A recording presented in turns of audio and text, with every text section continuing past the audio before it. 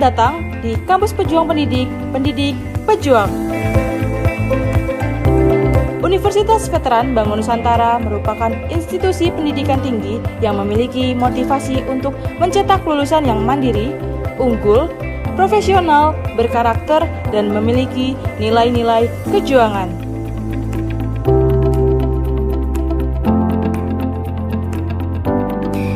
Saya Rektor Universitas Veteran Bangun Nusantara, Profesor Dr. Farida Nugrahani Magister Humaniora. Misi Universitas Veteran Bangun Nusantara adalah terwujudnya universitas yang unggul, berkarakter, mandiri, dan memiliki nilai-nilai kejuangan.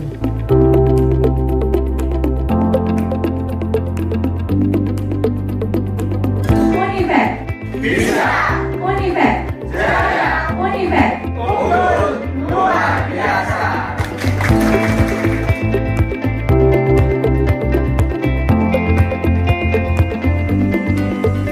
Kampus Universitas Veteran Bangun Nusantara terdiri dari 6 fakultas unggulan dan 1 program pasca sarjana.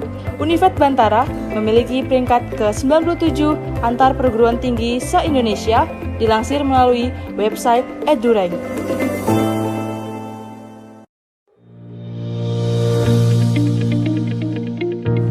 Menyelenggarakan pendidikan yang berbasis pada nilai kejuangan, Univet Bantara didukung dengan kegiatan perkuliahan yang terkelola secara profesional dan difasilitasi dengan sarana dan prasarana yang representatif guna mendukung proses pembelajaran mahasiswa.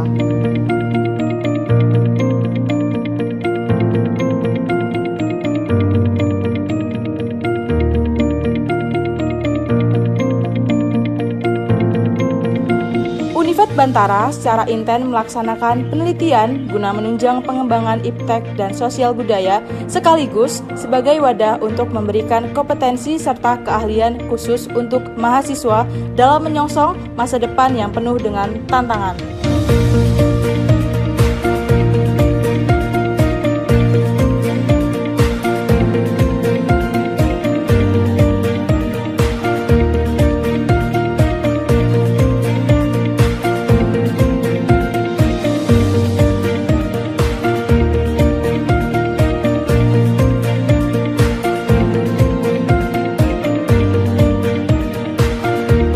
Pengabdian kepada masyarakat merupakan bagian yang secara intensif dan aktif dilaksanakan Univet Bantara dengan melibatkan dosen serta mahasiswa sebagai wadah untuk membentuk karakter serta sebagai bentuk kepedulian sosial dan menjadikan generasi Bantara.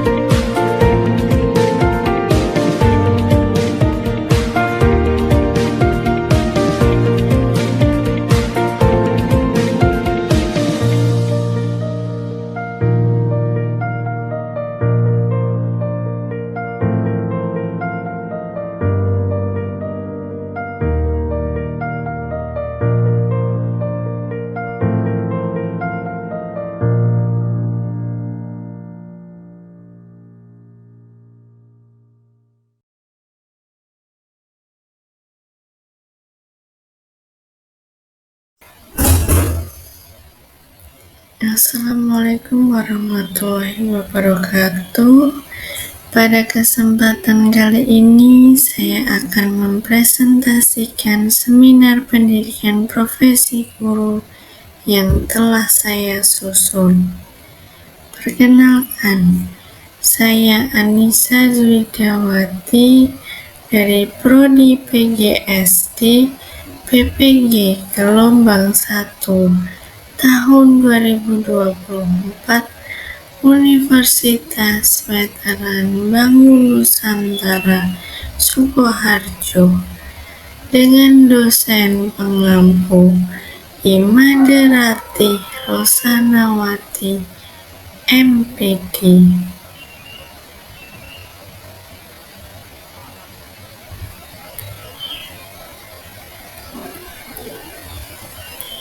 Berikut ini poin pembahasan yang akan kita bahas pada seminar pendidikan profesi guru yang telah saya susun.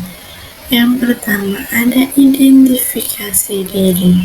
Yang kedua ada pengalaman belajar. Yang ketiga ada refleksi mata kuliah. Yang keempat ada pembelajaran yang bermakna. Yang kelima ada desain inovasi pembelajaran. Yang keenam ada artefak dan produk pengembangan artefak. Dan yang terakhir ada rencana tindak lanjut.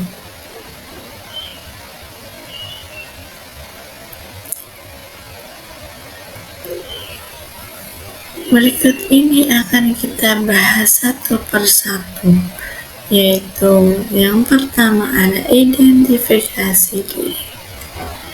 Visi pribadi untuk pendidikan di Indonesia. Saya memiliki visi pribadi sendiri untuk pendidikan di Indonesia, yaitu menciptakan pendidikan di Indonesia yang berkualitas, kreatif, inovatif, merata dengan tetap menjunjung tinggi budaya dan kearifan lokal. Lalu untuk visi untuk calon guru profesional yang pertama, mewujudkan pembelajaran yang kreatif dengan mengintegrasikan pendekatan CRT, lalu menciptakan pembelajaran yang bermakna bagi peserta didik dengan pendekatan CRT pada pembelajaran matematika.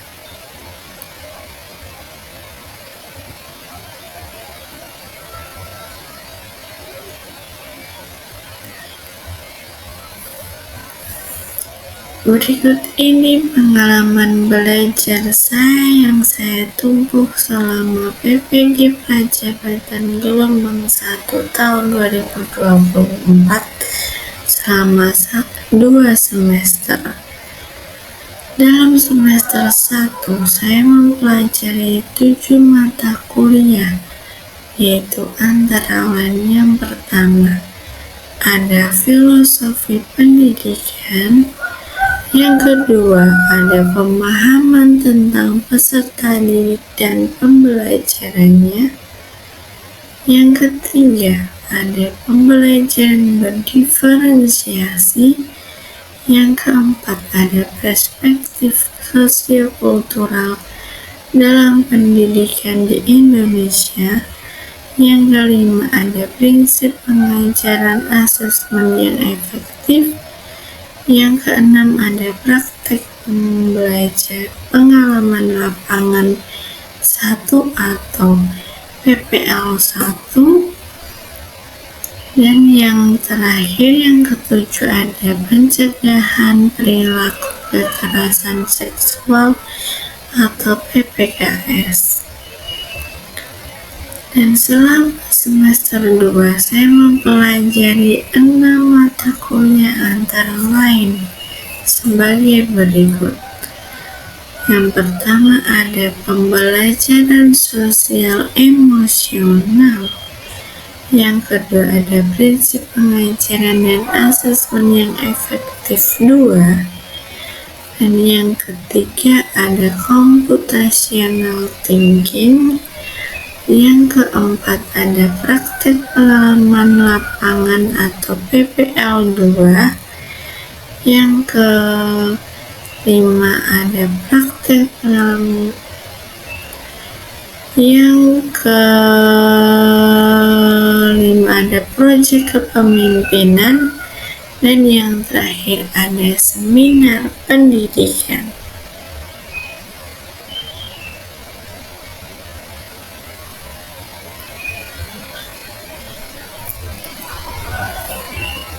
Berikut ini refleksi mata kuliah pada PPL 2. Dalam PPL 2 terdapat 5 topik, yaitu pada topik pertama membahas mengenai orientasi PPL 2. Pada hari pertama terjun ke sekolah mitra, orientasi ini dengan pemberian informasi oleh kepala sekolah atau koordinator PPL 2 untuk pengenalan sekaligus pemahaman mengenai akademik, program, jadwal, kebijakan, dan kegiatan yang dilaksanakan oleh sekolah serta kegiatan non-akademik seperti ekstrakurikuler yang ada di sekolah.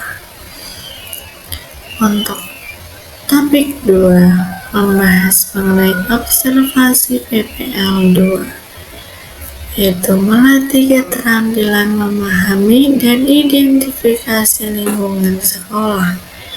Observasi ini meliputi karakteristik peserta didik, pelaksanaan pembelajaran, dan observasi kegiatan ekstrakurikuler di sekolah.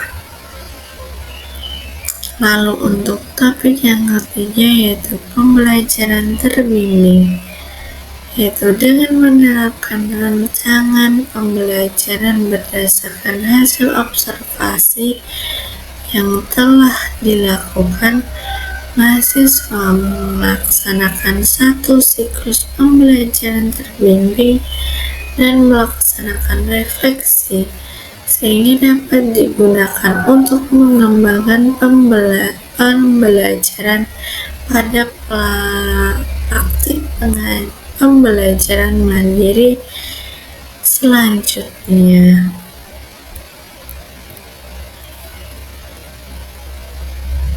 Lalu untuk topik yang keempat membahas mengenai pembelajaran mandiri dan melaksanakan kegiatan non-mengajar. Praktek pembelajaran mandiri ini dilaksanakan sebanyak 4 siklus dengan mempersiapkan seluruh perangkat pembelajaran yang sudah dikonsultasikan dengan guru pamong dan dosen pembimbing lapangan. Kemudian pada topik ini juga melaksanakan kegiatan non-mengajar, yakni berpartisipasi kegiatan pada ekstrakurikuler di sekolah atau piket sekolah. Lalu untuk topik yang kelima mengenai diskusi refleksi akhir PPL 2. Mahasiswa bersama dengan guru pamong dan dosen pembimbing lapangan melaksanakan diskusi akhir untuk merefleksikan kegiatan selama PPL 2 sehingga dapat merumuskan rencana tindak lanjut atau RTL yang akan dilakukan oleh mahasiswa.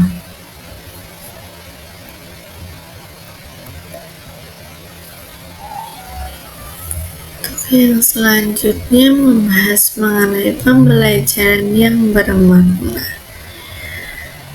Pengalaman belajar yang paling bermakna bagi saya selama mengikuti PPK Prajabatan ini yakni saat pelaksanaan PPL di sekolah dasar.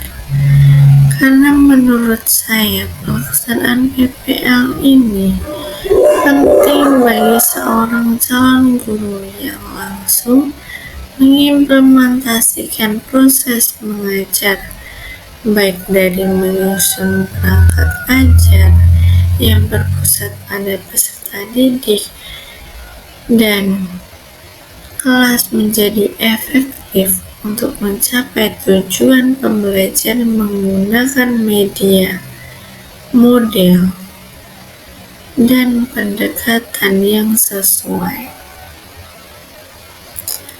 hingga sampai melaksanakan praktik mengajar di kelas.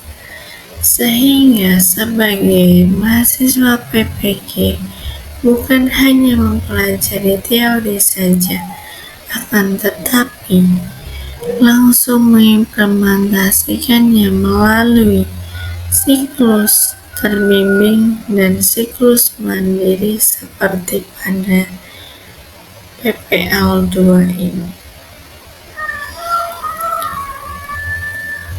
Pada mata kuliah PPL ini saya mendapatkan arahan dan bimbingan baik dari dosen pembimbing lapangan serta guru pamong dalam menyusun modul, teknik mengajar yang efektif dan memberikan dampak bagi peserta didik. Mendapatkan pengalaman menghadapi dan mengatasi kondisi peserta didik yang tidak menentu ketika melaksanakan pembelajaran.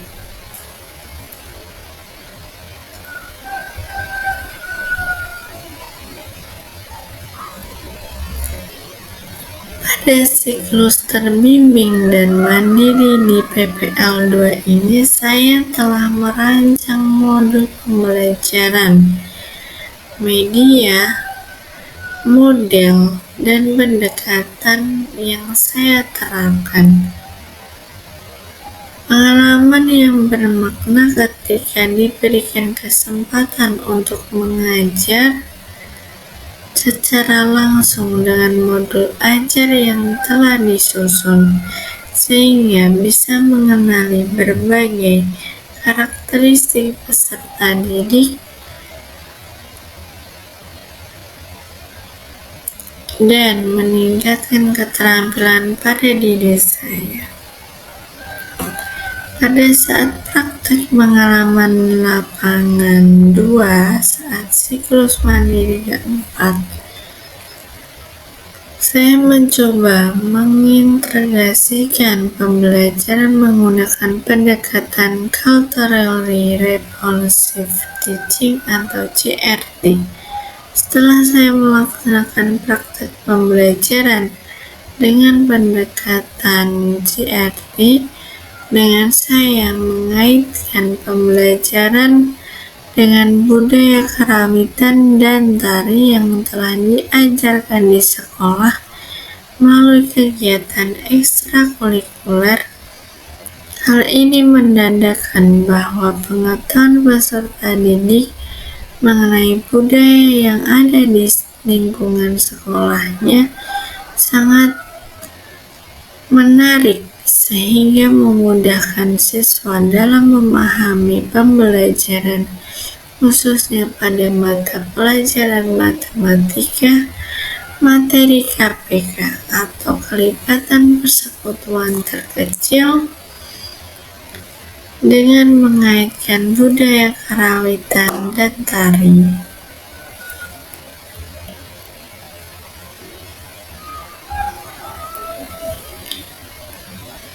Yang selanjutnya, desain inovasi pembelajaran. Berdasarkan pengalaman mengajar yang sudah saya laksanakan pada PPL 2 ini, saya menemukan situasi yang terjadi pada saat melaksanakan pembelajaran di kelas, yaitu di mana terdapat peserta didik yang kurang tertarik dalam belajar, belum fokus dengan materi yang disampaikan guru, mudah jenuh sehingga menyebabkan peserta didik bosan, pasif, dan menyebabkan hasil belajar yang rendah.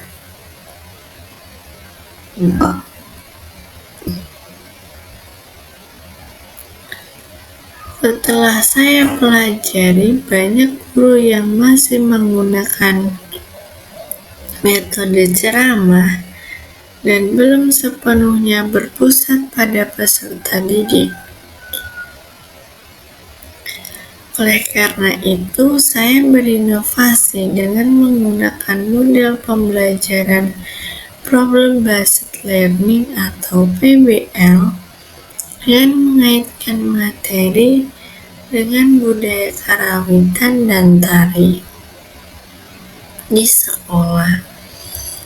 Ada ekstrakurikuler dan media pembelajaran berupa video berbasis teknologi melalui platform YouTube yang dirancang dengan pendekatan CRT atau Culturally Teaching Responsive Teaching, sehingga peserta didik bisa melihat hubungan antara budaya dan materi pembelajaran berdasarkan atas budaya yang ada di sekitar dan di lingkungan sekolahnya.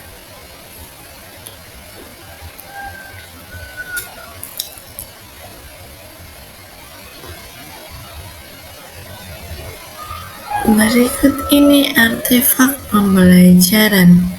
Artefak yang saya pilih dalam mata kuliah PPL 2 ini adalah merancang modul ajar dengan pendekatan CRT atau Culturally Responsive Teaching dan model pembelajaran PBL Problem Based Learning dengan asesmen diagnostik kognitif, yaitu asesmen yang dilakukan di awal pembelajaran untuk mengukur kemampuan berpikir, pengetahuan, dan keterampilan siswa dalam sebuah mata pelajaran. Bisa disimak untuk sebelah kiri ada modul ajar matematika, materi KPK, kelipatan persekutuan terkecil, kelas 5 fase C, kurikulum merdeka. Lalu di sebelah kanannya ada LKPD atau lembar kerja peserta didik yang dikaitkan dengan materi KPK, kelipatan persekutuan terkecil dengan mengaitkan budaya, karawitan, dan tari pada kegiatan ekstrakurikuler di SD tempat PPL saya mengajar. Lalu untuk selanjutnya ada video pembelajaran di kelas 5A. Yang terdiri dari 22 peserta didik. Lalu saya menggunakan asesmen diagnostik kognitif dengan tujuan yang dilaksanakan di awal pembelajaran untuk mengukur kemampuan berpikir, pengetahuan, dan keterampilan siswa dalam sebuah mata pelajaran. Dan di sebelah kanannya ada media pembelajaran. Saya menggunakan media pembelajaran video KPK atau kelipatan persekutuan terkecil dengan pohon faktor pada platform YouTube. Lalu saya menggunakan lagu KPK untuk mengunggah motivasi peserta didik lagu KPK atau kelipatan persekutuan terkecil. Dan selanjutnya saya menggunakan media lagu nasional dan pembelajaran menggunakan lagu dari Sabang sampai Merauke. Dan untuk materinya saya menggunakan gambar karawitan yang dilaksanakan di sekolah dasar dan tari yang dilaksanakan di sekolah dasar pada kegiatan ekstrakurikuler, seperti halnya pada kegiatan ekstrakurikuler yang ada di sekolah saya mengajar PPL. Lalu di akhir pembelajaran saya menggunakan lagu daerah Cublak-Cublak Sun.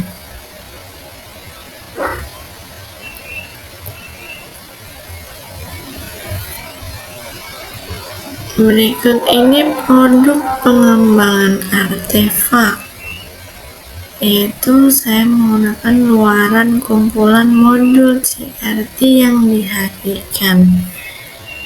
Kami dari kelompok 1 yang terdiri dari 5 anggota menyusun modul ajar yang kemudian dihadirkan dengan tujuan untuk mengembangkan materi ajar yang relevan dan efektif.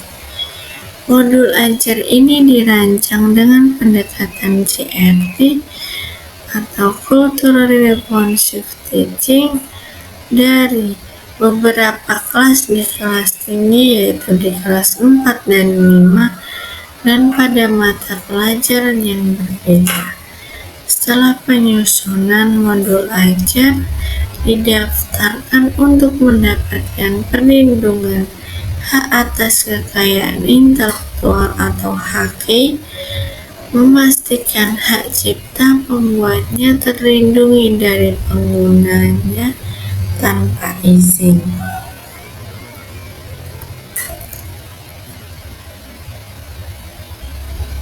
Untuk yang selanjutnya ada rencana tindak lanjut, yaitu merancang dan menyusun bahan ajar yang lebih menarik dan interaktif. Yang kedua ada mengikuti pelatihan guru tentang mengintegrasikan pendekatan Culturally Responsive Teaching atau CRT dalam pembelajaran, mengupgrade pengetahuan terkait pendekatan CRT.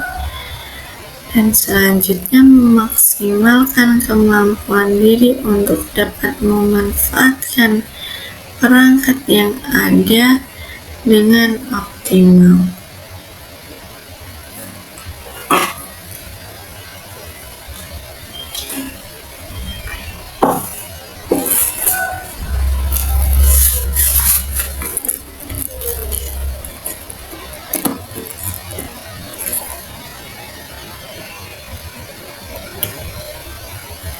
Untuk yang selanjutnya pada paradigma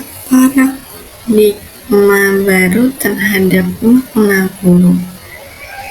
Saya beranggapan bahwa profesi guru bersifat statis, di mana guru hanya melakukan kegiatan yang sama, yakni mengajar dalam waktu yang lama.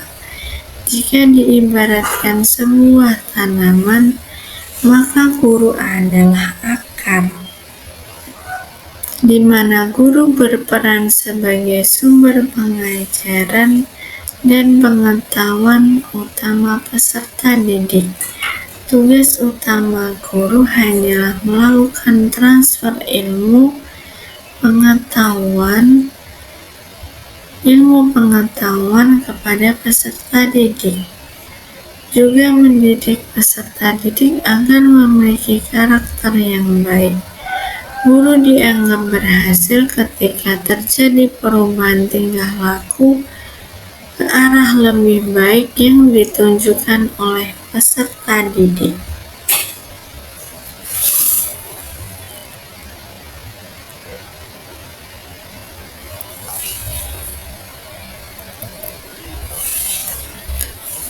Untuk yang selanjutnya,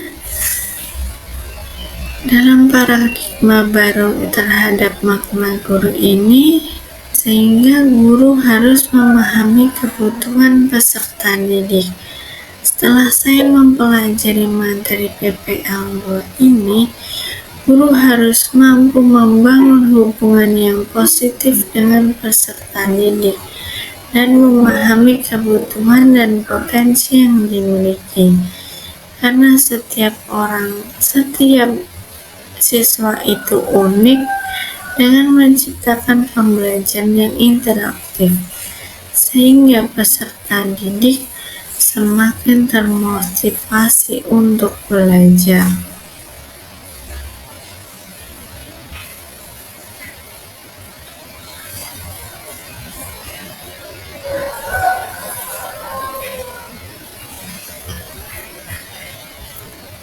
Dan guru adalah agen perubahan. Dengan kemajuan zaman, guru terus mengupgrade diri untuk terus berinovasi agar dapat menciptakan pembelajaran yang lebih bermakna untuk peserta didik. Melalui pendekatan CRT ini memudahkan peserta didik memahami materi dengan menghubungkan latar belakang budaya siswa yang ada di lingkungan sekolahnya ataupun di lingkungan sekitarnya yang mudah ditemui dengan materi pembelajaran KPK atau kelipatan persekutuan terkecil pada mata pelajaran matematika.